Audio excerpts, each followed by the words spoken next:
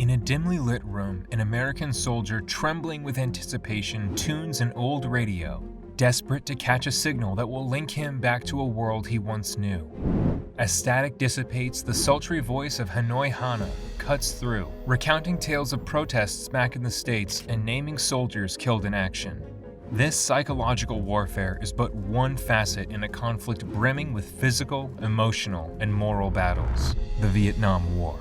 From the horrific massacres like My Lai, to the clandestine operation of the CIA's Operation Phoenix, from the agonizing ordeals of POWs to the lasting toxic legacy of Agent Orange, this war transcends simple narratives. But who wielded propaganda most effectively? How did the manipulation of information play a role in this tumultuous period? From 1955 to 1975, the world's eyes were on the conflict tearing this nation apart. But some stories were buried deeper than others, truths the world must never forget. Today, we peel back the layers of the Vietnam War, beyond the gun smoke and into the realm of hearts and minds. We dive deep into complex topics, dissecting them to their core elements, and explore how both sides used psychological tactics and media manipulation to try and tip the scales in their favor. Stay with us as we delve deep into hidden files, secret testimonies, and the silent screams of those forever silenced, shaping the course of history in ways more potent than any bullet or bomb could achieve. Welcome to Pastflix. The unforgettable horror of My Lai. War isn't just about soldiers and front lines. Sometimes the most devastating battles occur within unsuspecting villages. The My Lai massacre stands as a chilling example. On March 16, 1968, what began as a typical morning in My Lai turned to horror by noon. In mere hours, approximately 500 unarmed civilians, from children to the elderly, were deliberately targeted and killed, not as accidental casualties, but as intentional victims of war. Under the command of Captain Ernest Medina, Charlie Company was deployed around My Lai.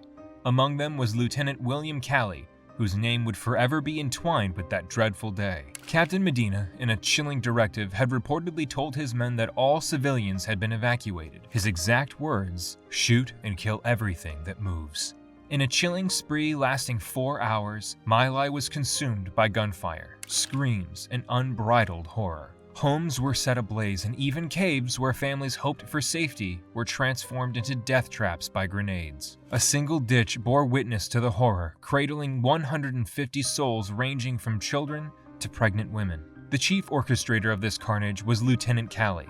Yet amidst this darkness, a ray of hope shone from above. A U.S. helicopter crew, witnessing the scene, courageously intervened, becoming the unsung saviors of My Lai. Yet the aftermath was as shocking as the event itself. The U.S. government and military, eager to brush this under the rug, admitted to only 200 casualties, attributing them to a mere artillery error.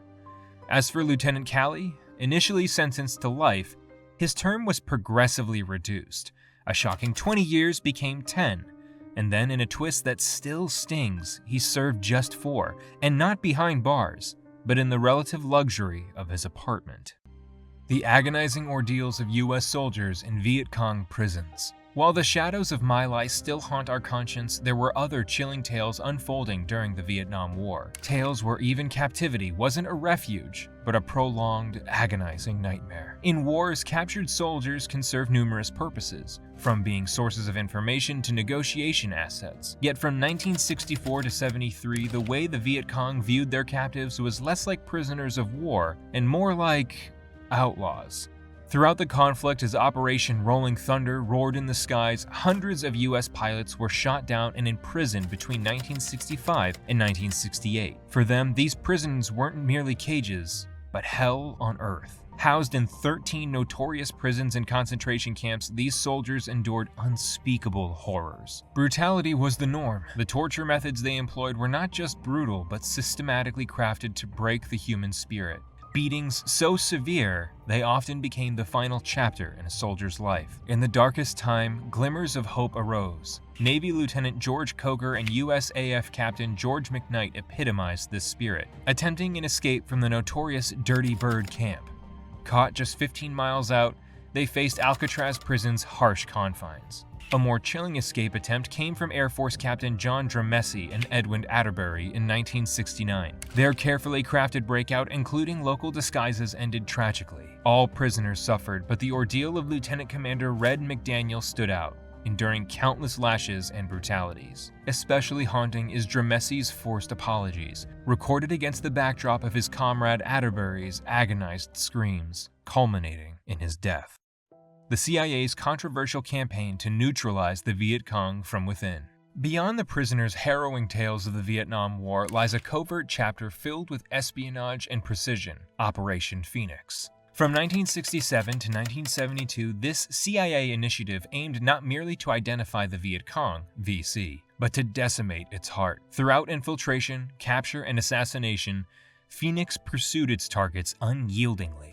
The foundation of Phoenix was built on a chilling belief that North Vietnamese success hinged upon support from within the non-combat civilian populations that played puppet master, orchestrating the very insurgency that haunted the U.S. This shadowy VC infrastructure, this political branch, was now Phoenix's prime target. But let's delve into numbers, for they reveal a story of their own. Under Phoenix's watchful eyes, a staggering 81,740 individuals suspected of being VC loyalists were neutralized. The term may sound benign, but the reality is anything but. Out of this number, a heart-stopping 26,369 souls were extinguished. And while the majority, a whopping 87%, met their fate in conventional military operations, it was the remaining 13% that bore the unique, cold imprint of Phoenix operatives. Yet, as with all covert operations, Phoenix wasn't without its dark controversies. Critics didn't mince words, labeling it a civilian assassination program. Allegations flew thick and fast of neutral civilians being mistakenly killed, of torture tactics and other brutal methods, and even of the very program being manipulated for personal vendettas and politics. When holiday strikes over Hanoi and Haiphong turned deadly.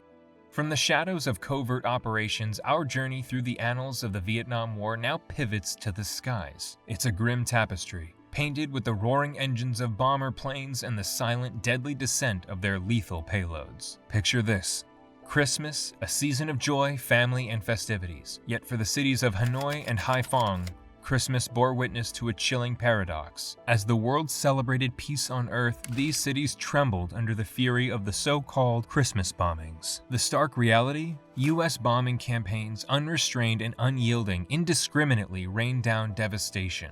While the intent might have been military, the outcome was undeniably tragic. Civilian neighborhoods bustling with markets, homes echoing with laughter, all turned into smoking ruins. Such acts weren't merely tragic. They treaded the precarious boundary of international law, which stands as a guardian protecting civilian populations from being the direct targets of wartime aggression. These bombings posed a piercing question: had the U.S. breached this sacred tenet? The casualties weren't just counted in the lost buildings or decimated roads. They were etched in the countless innocent lives snuffed out. Lives that had no part in the machinations of war, yet paid its heaviest price.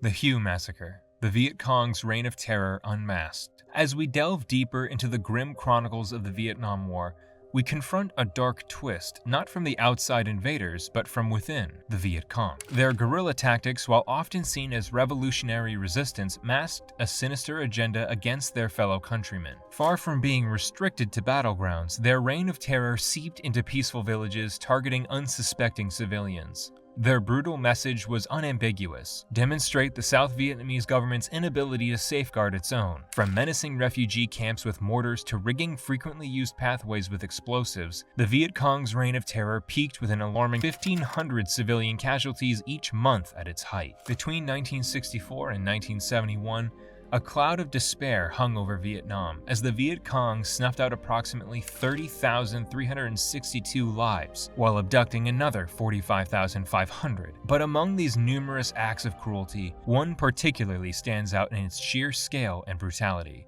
the Hue Massacre.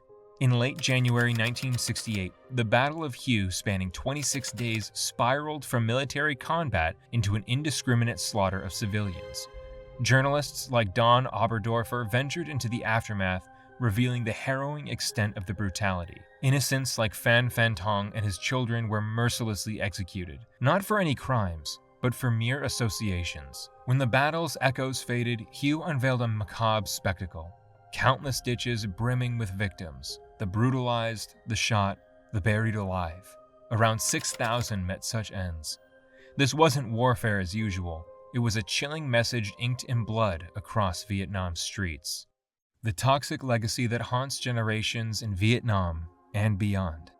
Venturing into the Vietnam War shadows reveals a haunting legacy not of bullets, but of a devastating chemical mist. Beyond combating hidden foes, the US targeted the very jungles sheltering the Viet Cong. Under the pretense of strategy, they launched a mission that scarred Vietnam's landscape and imprinted enduring pain. Agent Orange. A name as ominous as its implications. As part of the broader herbicidal warfare, this potent mixture was deemed essential in the pursuit to cripple the enemy's terrain advantage. And under Operation Ranch Hand, sanctioned by President John F. Kennedy, around 45 million liters of this toxic concoction were sprayed over vast expanses of South Vietnam. But the forests weren't the only ones to bear its brunt. Approximately 4.8 million Vietnamese found themselves at the mercy of this deadly chemical. Soft tissue ailments, leukemia, lymphoma, the list of health adversities that arose was endless. But perhaps the most heart-wrenching consequence manifested in unborn generations. Over the last 3 decades, around 150,000 children were birthed into a life marred by deformities. Spinal bifida, cleft lips, nerve disorders, a living testament to the horrors of a war they never saw. However, the taint of Agent Orange did not discriminate. Even those drenching the landscapes weren't immune. US servicemen unknowingly became collateral victims.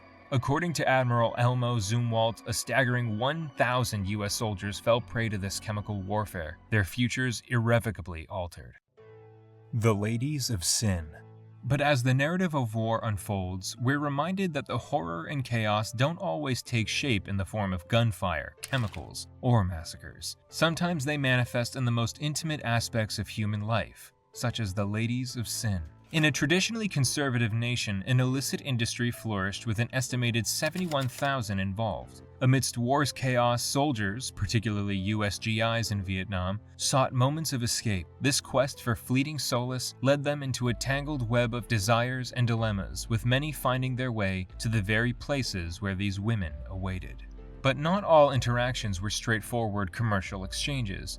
There were instances of genuine affection, where soldiers and Vietnamese women found solace in each other's company. But as the war raged on, boundaries blurred. Pleasure met force.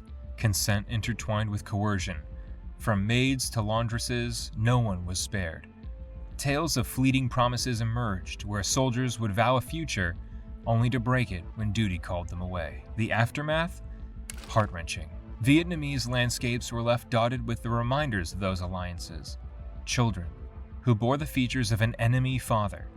Discriminated against, they became living symbols of a war they never partook in, struggling to find acceptance or employment. Mind over mortar. Yet beyond the battlefield and its intimate alleyways, another arena raged silently yet powerfully. It was an intricate dance of minds where words, images, and sounds took center stage. Enter the realm of propaganda and psychological warfare. In retaliation, the Viet Cong launched Radio Hanoi with its most iconic voice, Hanoi Hannah. Real name, Chin Tai No. Her sultry tones would cut through the radio waves, delivering anti-US messages aiming to crush American soldiers' spirits, informing them of protests back home, and even listing soldiers killed in action, all while playing popular American music. The North used such tactics to sow seeds of doubt, hoping to lower the morale of the American troops. Both sides recognized the power of narrative. Film stars like Jane Fonda were embroiled in controversy for appearing in North Vietnamese broadcasts. Newspapers and TVs back in the States became battlegrounds of public opinion as photos like Nick Ute's Napalm Girl shifted the winds of public sentiment. In the end, it wasn't just about whose gun was bigger or whose army was stronger, but whose story was more convincing, whose narrative would dominate. The battlefields were many. The human mind was just one more terrain to conquer. This is Pastflix, and we'll see you next time.